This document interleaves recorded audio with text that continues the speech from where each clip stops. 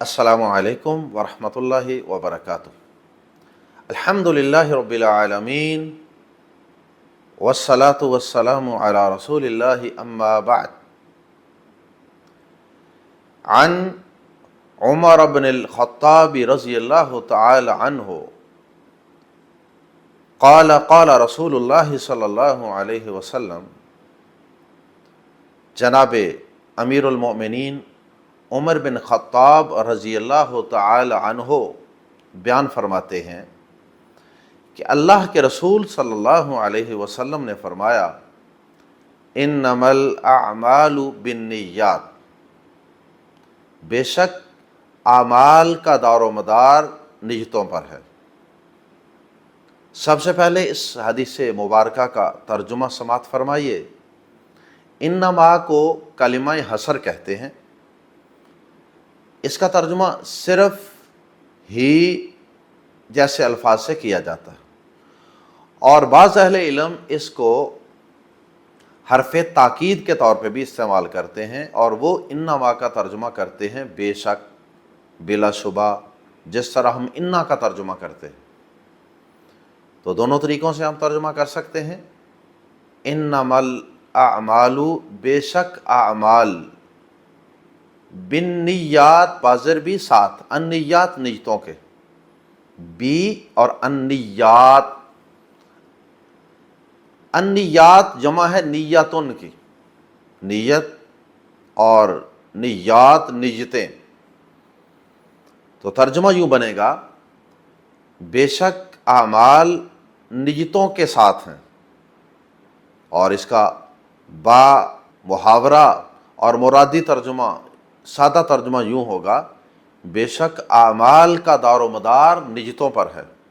और अगर हम इन्नमा का तर्जुमा करें, इसको कलिमा हसर समझते हुए इसका तर्जुमा करें सिर्फ फ़कत, तो फिर तर्जुमा यूँ होगा, इन्नमल अअमालु, अमाल तो सिर्फ और सिर्फ बिन्नियात, नियतों के साथ हैं।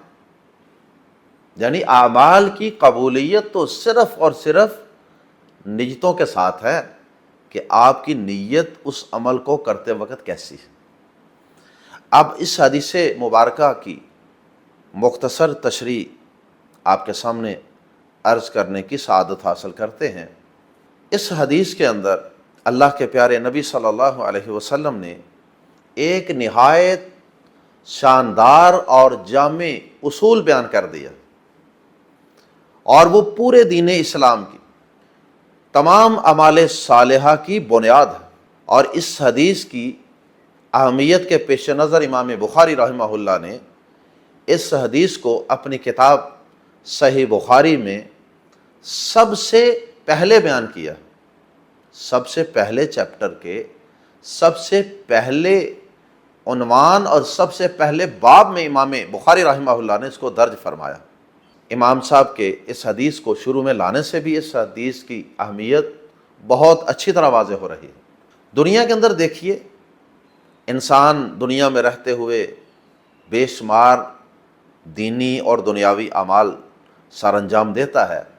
जो दीन के मामलात हैं, दीन के अमाल हैं, इबादात हैं, नेकियां, उन नेक आमाल की कबूलियत के लिए इंसान की नीयत का खालिस होना बहुत ज़रूरी है। अगर इंसान वो नेक अमल इस वजह से कर रहा है कि लोग देखेंगे और लोग कहेंगे कि बड़ा इबादत गुजार है, बड़ा सखी है, बड़ा अल्लाह का मुकर्रब बंदा है, बड़ा रोज़ेदार है, अगर तो कोई इस तरह की नीयत, इस तरह का ख्याल दिल के किसी कोने और किसी गोशे के अंदर मौजूद है, तो समझ जाइए कि वो अमल अल्लाह की रज़ा के लिए खालिस नहीं। उस अमल से मकसद अल्लाह का क़ुर्ब और उसकी रज़ामंदी की तलाश नहीं है। अगर तो इंसान वो नेक अमल बजा लाते हुए ये नीयत रखता है, ये सोच रखता है, ये ख्याल रखता है अपने दिल के अंदर कि इस अमल से मेरा रब मुझसे राज़ी हो जाए, मैं अल्लाह का मुकर्रब बंदा बन जाऊँ, कल क़यामत के दिन मेरी निजात हो जाए, मेरे रब का हुक्म पूरा हो जाए, मैं अपने प्यारे नबी जनाब मुहम्मद रसूलुल्लाह सल्लल्लाहु अलैहि वसल्लम की सुन्नत पर और आपके तरीके पर अमल कर लूँ, फिर तो इंशाअल्लाह उसका वो अमल अल्लाह के यहाँ काबिल कबूल होगा। یا یوں کہہ لیجئے کہ اس کے اس نیک عمل کی، اس کی اس نیکی کی قبولیت کی شرائط میں سے جو ایک بنیادی شرط ہے حسن اخلاص والی، اچھی نیت والی، وہ شرط پوری ہو گئی۔ لیکن خدا نخواستہ اگر اس کے برعکس کوئی اور نیت ہے، کوئی اور سوچ ہے، لوگوں کو دکھلانا مقصود ہے، ریاکاری مقصود ہے، کوئی دنیاوی مفاد حاصل کرنا مقصود ہے، تو پھر اس عمل کی قبولیت کی امید بالکل نہیں رکھنی چاہیے، پھر وہ عمل کسی صورت میں قبول نہیں ہے۔ اور نہ صرف یہ کہ وہ عمل قبول نہیں ہے، بلکہ اس عمل کے، اس نیکی کے کرنے والے کو کل قیامت کے دن الٹا اس کی سزا اور اس کا سخت عذاب بھی دیا جائے، جیسا کہ صحیح مسلم میں ایک لمبی حدیث ہے، ابو ہریرہ رضی اللہ تعالی عنہ اس کے راوی۔ اللہ کے پیارے نبی صلی اللہ علیہ وسلم نے 3 لوگوں کا تذکرہ فرمایا، ایک قرآن کا قاری، قرآن کا عالم، اور دوسرے نمبر پہ ایک شخص جو اللہ کی راہ میں مال خرچ کرنے والا، سخی، اور تیسرے نمبر پہ ایک شہید۔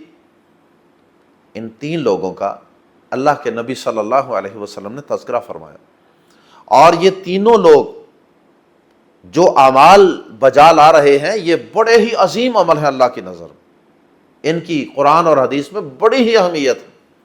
اب اللہ کی راہ میں شہید ہونا یہ کوئی معمولی عمل نہیں ہے، اپنا خون بہا دینا، اپنی جان اللہ کی راہ میں لٹا دینا، قربان کر دینا، یہ یقیناً بہت بڑا عمل ہے۔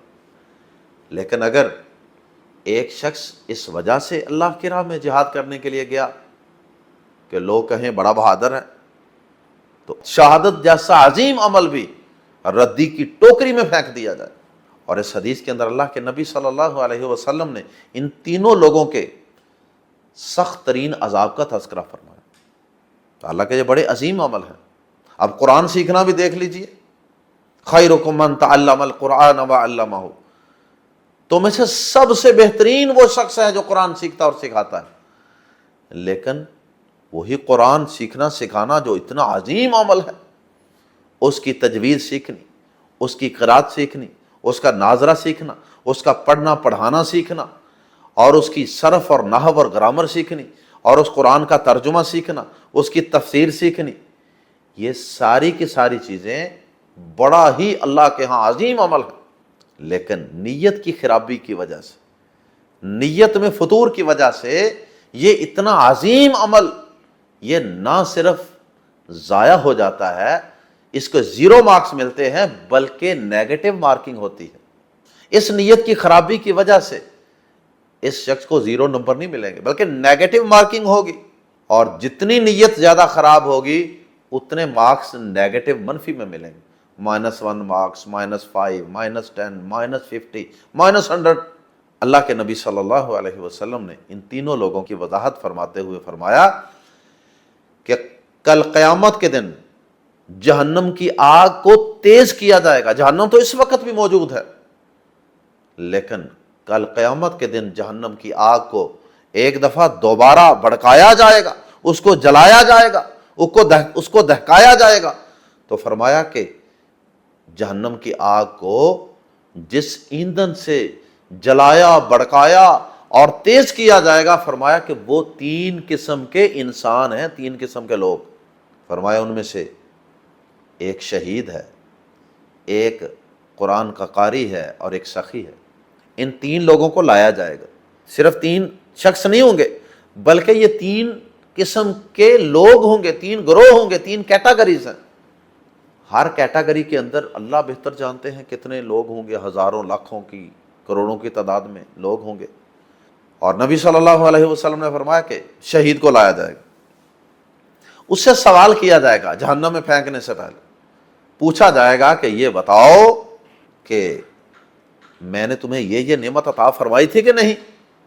وہ کہے گا جی اے میرے رب، بے شک تو نے مجھے یہ نعمتیں عطا فرمائی تھی۔ اللہ پاک فرمائیں گے بتا تو نے میری ان عطا کردہ نعمتوں کا شکر کیسے ادا کیا؟